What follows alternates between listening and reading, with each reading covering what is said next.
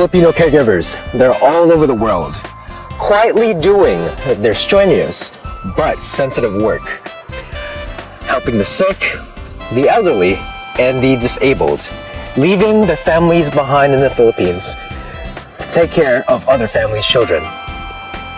Today, we're going to be talking about the challenges of being a Filipino caregiver in Canada and what are the skills to learn to be a better caregiver.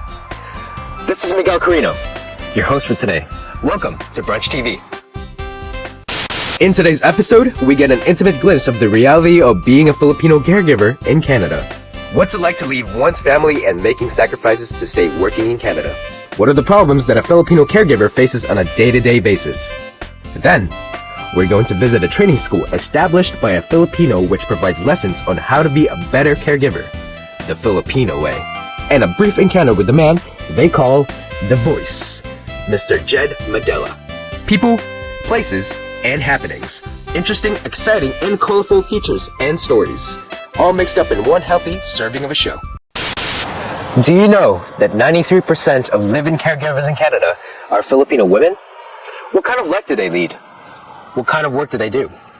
What are their hopes and dreams, and what are their problems? Today, in our segment, we're going to meet some up close.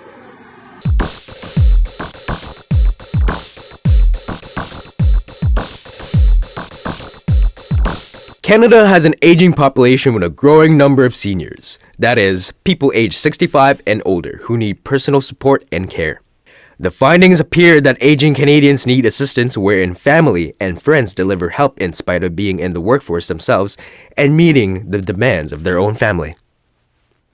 On the other hand, the family members' willingness to help the caregiving duties have impacts on their health, own family, and most importantly, work. People caring for their own aging parents or raising their own family juggle their time between employment and family care.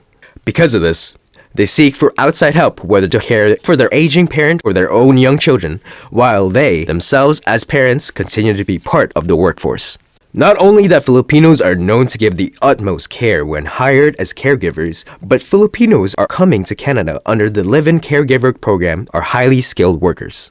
These caregivers, mostly women, are skilled workers and degree holders in the Philippines but normally would not qualify for entry into Canada as skilled workers and opted to go under the Live-In Caregiver program. Sa Pilipinas before, nagtatrabaho ako as a chemistry laboratory staff. And then after that, nag-take ako ng caregiving course. And then after, nag-apply ako dito sa Canada. LCP serves as a gateway to be able for them to bring their families to Canada in the hope of a better life. Pagdating ko po ng airport, naging release upon arrival po ako. So ang sumalubong po sa akin yung may-ari ng agency. So ang pagkakaalam ko po, nung time na susunduin ako, ay makikita ko po yung employer ko, which is hindi ko na rin po siya nakita until such time na nagtrabaho ako. Yun lang po yung way para makarating ka dito na minsan hindi ko po nakita yung talagang nag-sponsor sa akin. Hoping for a better life, but a high price to pay. This is just the beginning of the many sacrifices of mothers leaving their own children at a very young age in the care of other family members to care for other people's children. Sa ngayon po, pinipetisyon ko po yung mga anak ko, kaya lang wala pa po sila ngayon dito. They will be away from their family, not only for a month, but the least as 5 years for the processing of their permanent residency, which do not include the required 24 months full-time live-in caregiving employment. Mahirap din po kasi first time kong nakalayo sa family ko. 4 months pa lang ako dito noong 2004. Namatay yung mama ko. Pinauwi ako ng employer ko kasi nung narinig ko yung balita na naka-coma yung mama ko. So nag-asa ko ng permission na kung pwede akong makauwi. So pinayagan din po ako. Mahirap po yung naging experience ko noon nung about sa family. Kasi meron akong boyfriend doon na pinakasalan. Pero mahirap po kasi naging nung sa long relationship po, nagkaroon po ng iba. So parang nagkagulo yon. Pero yung after na bumalik po ako dito, yung amo ko naging good supporter po sila. Kaya nag-move on ako in a short time. Tapos, nagkaanak po ako dito. Sila pa rin naging support sa akin.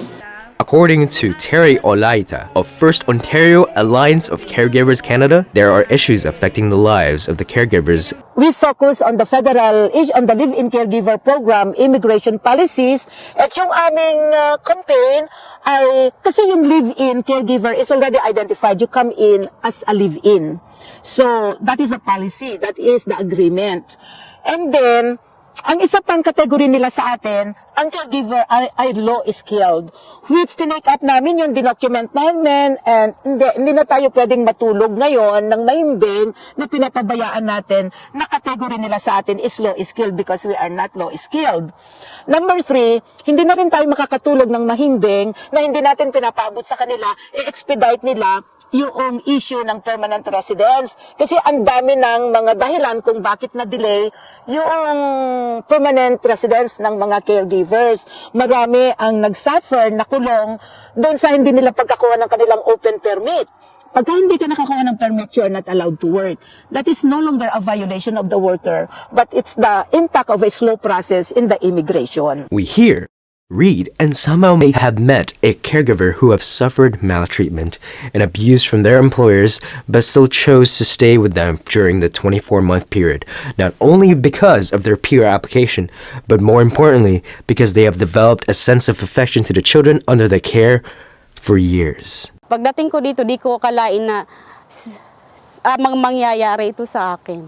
Noong una, doon ako malayong lugar dito sa Canada na punta. Ang nangyari doon, kaya umayaw ako, instead na magtatrabaho ako ng 5 days a week, naging 4 days a week na lang. Ako po, makatulong ako sa kapatid ko sa pag-aaral nila. Nag-decide po ako na lumipat kasi ang nasildo ko na naabot na lang ng 700 a month. Nakahanap ako uli ng employer, widow. May isa siyang anak, autistic. Mahal ko yung anak niya. Kami lang kasi yung bata sa bahay, parang nanay na. Ang tatay kasi parang flirt din. Pagkatapos kumain, binibigyan niya ako ng alak. Feeling mo family na ba? Habang kami kumakain, nag-uusap. Sometimes mga personal na mga question. Yung amo ko, pagpasok ko, may karelasyon talaga siya. Pero yung karelasyon niya ay may asawa. Sabi niya sa akin kasi, tulungan mo ako mawala sa kanya. Minsan tinatanong pa anak na, gusto mo ba maging nanay? Ang bata naman, okay. Ako, parang siyempre sabi ko, dalaga ako, binata siya, di ba? Walang obligasyon. Yung parang naano na rin yung utak ko. Tapos, that time, pagkatapos namin kumain, yayayain niya ako manood ng TV, pero nakabrief lang siya. Nagpapakita ng hindi maganda, di ba? Ako, okay lang naman sa akin, ayaw ko rin siya sitain kasi ayaw ko rin mabasto siya. Yun, doon nag-umpisa, nahulog yung loob ko sa kanya. Dinadala-dala niya ako sa mga gathering ng family, ng friends. Mas lalong nahulog yung loob ko sa kanya. Napamahal na ako, tapos dumating ang time na hindi ko na inaasahan na magiging ako sa kanya, yung siluso. Habang kami ay may relasyon din, may relasyon pa rin sila ng shoota niya na may asawa. Mayroon ako kaibigan na pinagsasabihan. Sabi ko, gusto ko na umalis dito. Hindi ko na kaya yung ugali, yung pananakit niya sa akin emotionally. Yung kaibigan ko, ina-advisean niya ako, mag-stay ka, mag-stay. Kasi, maano muna yung papel mo, maaayos mo rin, at saka tiisin mo lang. Darating din niya ng papel mo, saka ka na umalis. Ako naman, siyempre, gusto ko makatapos ng 24 months. Gusto kong matapos yun, at saka naguguluhan ako kasi mahal ko yung bata. Dumating yung araw na hindi ko inaasahan na mangyayari yun. Ang masamang panaginip, kung sa panaginip, hindi ko naramdaman sa buong buhay ko yung ganong buhay na hindi ko alam na may pulis na dumampot sa akin sa bahay na yon. At saka dinala ko nila sa kulungan. Kinulong ako nila ng 2 araw. Kala ko wala nang hindi na ako makakasurvive kasi nangyari ito sa akin. Sabi ko, siguro uuwi na lang ako ng Pilipinas. Sabi ko, hindi ako nag-success dito sa Canada. Tapos sabi niya, hindi, wag kang mawala ng pag-asa, ipapakilala kita sa kaibigan ko. Others who are treated with utmost respect stay with their employers for years, as long as their service is needed. Their employers become their second family. I am lucky na I have a professional and kind-hearted employer.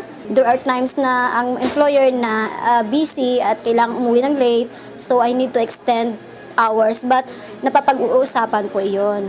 Persistence also drives caregivers to continue what they have started as a profession in the Philippines. Or they venture into something different that would open doors to new opportunities as they begin their lives with their own families in a new land. Missing your child's first step, his graduation, her junior prom. Occurrences in your child's life that you can never bring back. These are the only few things that caregivers missed during those years. But at the end of a long journey, each one is brave enough to take the giant step to leave their family behind. Hopefully, we'll see that grass is really greener on the other side. It's about time na ma-recognize there is strength and there is power in the caregivers movement. Dahil totoo yon, we contribute in the economy, kaya nga nahil tayo as economic heroes dahil tayo ang nag-aano sa Pilipinas, di ba? And dito, we participate kasi ginagastos namin dito ang pera, pinapadala namin sa Pilipinas, nag-aaral kami, lumalabas kami, gumagastos kami. So nakikita namin yung we are not inferior. A very touching story, isn't it? Now we understand better what caregivers have to cope with. In just a moment, we will visit a school for caregivers. What makes it unique? What kind of training does it give to professional caregivers? Don't go away.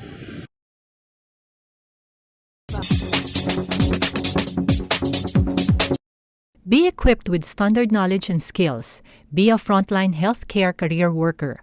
Ontario Healthcare Academy. Your home, your mentor, your future. Located at 5359 Dundas Street West, Suite 200, Etobicoke, Ontario. With telephone number 416-236-7277.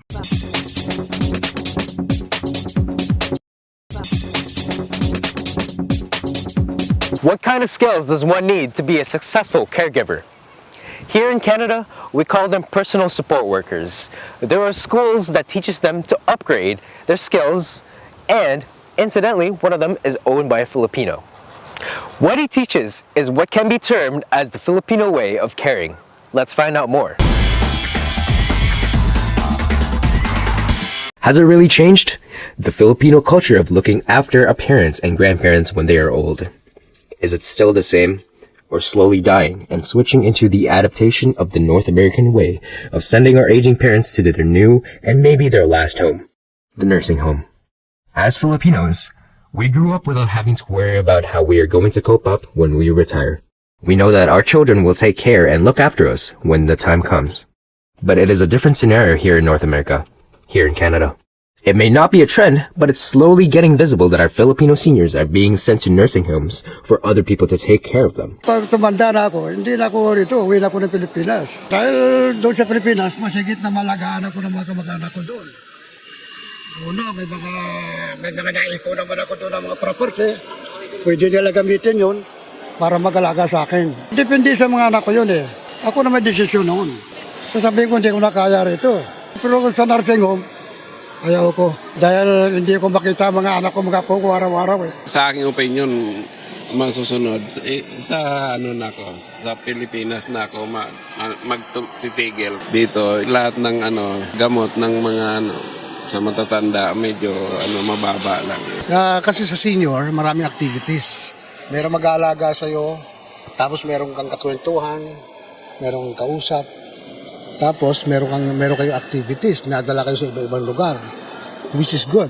Eh yung kung sa anak mo, wala na silang mga time doon. Don't be afraid, to end up in a nursing home. The only thing is, you might be lonely, but if you are friendly enough, to make friends with the people living in the nursing home, they have lots of activities, and if you're still mobile, you will enjoy the place. But if you are bedridden, at least you're taking care of 24 hours a day. When I grow old and I cannot take care of myself, my family cannot look after me, I don't mind being in a nursing home.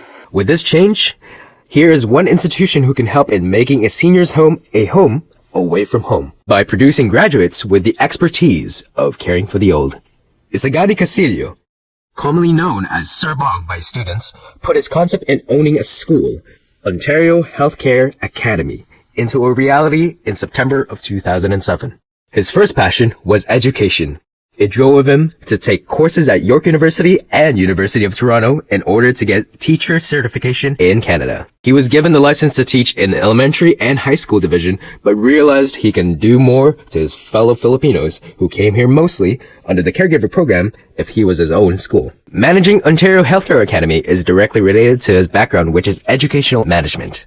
The school started with 5 students on the first day, and over the course of 5 years, the school had already produced more than 500 graduates bearing the Personal Support Worker or PSW certificate. Nagsimula ang Ontario Health Academy sa filosofiya at prinsipyo na tayo ay magsilbi o mag-serve sa community, and since healthcare is the one way for us to serve the people, so I decided to put up a school like Personal Support Worker and like nursing assistants for all Filipinos who are ready to serve the Canadian community. I believe that quality education could be served by registered and experts in terms of healthcare. So we hired registered nurses for us to be able to, extract the best thing that could be given to our students. Ontario Healthcare Academy practices holistic education. Students should be physically, mentally, and emotionally ready to learn. They should be in a more relaxed environment and try to stay away from rote learning and to think outside the box.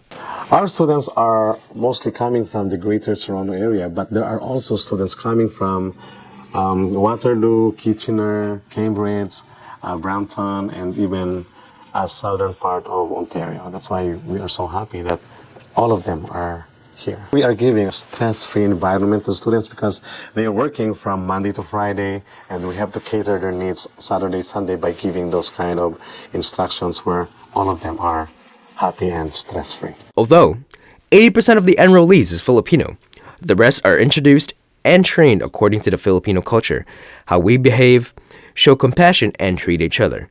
Everyone is treated like a family. In our school, what is true to one is true to all. Because I believe that Ontario Healthcare Academy is our home, it's their mentor, and it's going to be for their future. Seeing himself more of an educator than a businessman, Bong Castillo gives so much importance to individuals' education and willingness to learn. He tries to find ways to accommodate the needs of the students, making schooling affordable for everyone by offering different mode of payments to encourage more people to upgrade their skills and get certified to be able to work in a nursing home or home care. As the administrator of the Ontario Healthcare Academy, I was able to fulfill my goal to help others and to extend our help to everybody. As the saying goes, education is something that no one can take away from you. Bong Castillo, even with his goal fulfilled through his school, doesn't only share his knowledge, but at the same time is sharing his fortune. Though not many people are aware of it, he has a scholarship program in his home province in the Philippines. Kasama kasi ng aking mga ginagawa sa ngayon, yung mga scholarship programs namin sa Pilipinas at sa mga iba pang mga kagamitang pang edukasyon, ito ay galing din naman sa, siyempre, produkto ng eskwelahan at sa aking mga fundraising concerts or shows na yan. So, pinagsasama ko lang sila. Para at least naman, hindi lang tayo nakikinabang, pati rin sa mga kababayan nating nangangailangan din ng tulong. Ilan sa kanila, mga managers, gano'n, at saka ilan naka-employ sila sa tamang linya ng kanilang kurso. So, masaya ako. Kaya nandun pa rin na nagbibigay sa akin ng inspirasyon na dapat tumulong pa rin. Sapagkat naniniwala kasi ako na ang edukasyon magiging pundasyon ng ating mga pag-unlad. A singing educator? Yes, he is. Bong Castillo uses his talent in singing to raise funds to support his philanthropic deeds and at the same time promote his school, Ontario Healthcare Academy. We only exist once, okay? So once we are gone, we are gone. But some people will still remember you because the legacy that was left behind is based from what we did for the past. Training people to passionately care for the elders. Is this the answer? And will this patch up the culture that we are accustomed to? Spending what is left in our lives in the home and care of our children. Can nursing homes be considered home when you are being cared for, fed, and bathed by people you haven't met before? Professionally trained personal support workers. Can they replace the care we normally receive from our own family members? Aging. A reality all of us are going to face, whether each one of us is ready or not. Well, that was the Ontario Healthcare Academy. Now we have a better idea of what Filipino touch means when it comes to caring. Be equipped with standard knowledge and skills. Be a frontline healthcare career worker. Ontario Healthcare Academy. Your home, your mentor, your future.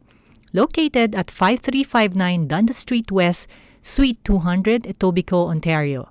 With telephone number 416-236-7277.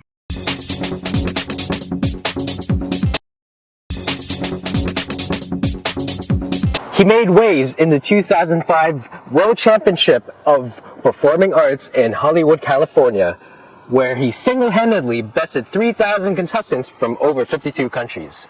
From then on, there was no stopping Jed Madela as he became a household name from among Filipinos who appreciate good voice and good music. Let's take a brief chat with the voice, Jed Madela.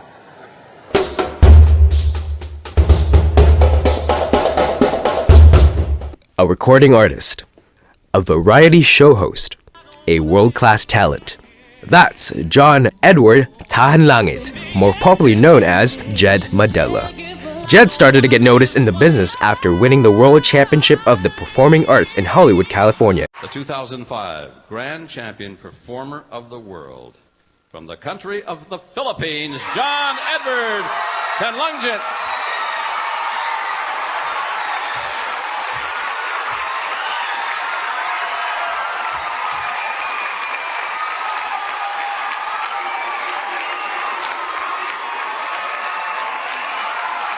Well, there they are, ladies and gentlemen.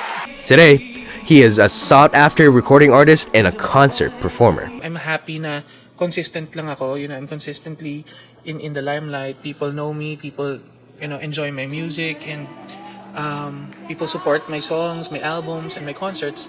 And I think that's what matters naman eh. I'm able to sustain myself in this career na, every day there's somebody who pops out, with all the contests ngayon na mas magaling sa'yo, na, people who have different talents, the better than yours, I'm just happy na despite of all these new artists, new talents coming up, andyan pa rin ako, and these talents look up to me as, one of their inspirations din. Yun talaga importante sa akin.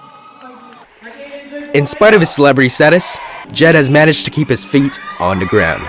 Well, I guess you just have to, stop and do normal things to keep you grounded. Like when I get home, I do normal stuff like play with the dogs, bring them to the vet, cook dinner for myself, clean the house, and, do gardening and clean the cars.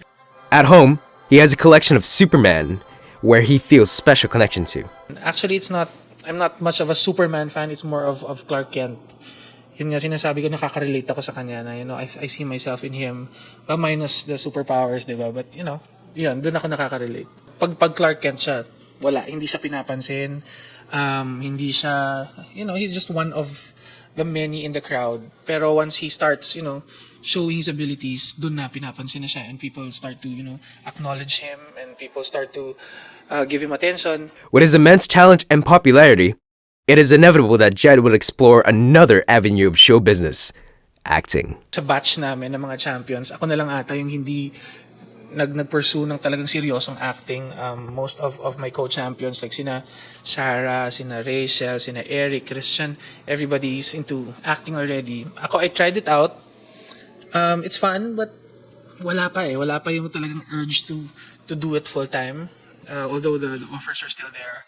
Na sige na Jed, kaya mo na yan, you're in a position that you can do anything, do acting. Pero personally, mafe-feel mo yan eh, 'di ba? Mafe-feel mo na now's the time. So habang hinihintay ko pa yan, I try to just immerse myself, small roles na cameo roles lang, and it's fun, pero hindi ko pa nafe-feel na eto na yung oras, ganun. And medyo maikli pa yung pasensya ko sa shooting na 90% of the time it's waiting, and they make you wait for the longest time, and then they shoot your scene for like 5 minutes tapos na, diba? So hindi ko pa na nagagrasp yung ganong aspect of acting. Next year, Jed will be celebrating his 10th year in the business. So what else does he want to go into? I'd like to direct concerts of fellow artists, create concerts for singers and other performers na mga kasama ko. So, yun talaga yung pinaka-dream ko na hopefully mabigyan din in the future na, you know, to be the brain of some of the good concerts na lalabas in the future. I'd like to do a concert for Vina Morales. Of course, yung mga champions like sina Eric, sina Christian, si Sarah, yeah. Jed was recently here to grace the Filipino making waves and the grand finals of TIFF Sikat. Hi, this is Jed Madela and you are watching BrunchTV. Well, we've reached again the end of our show. We hope you enjoyed our show with us.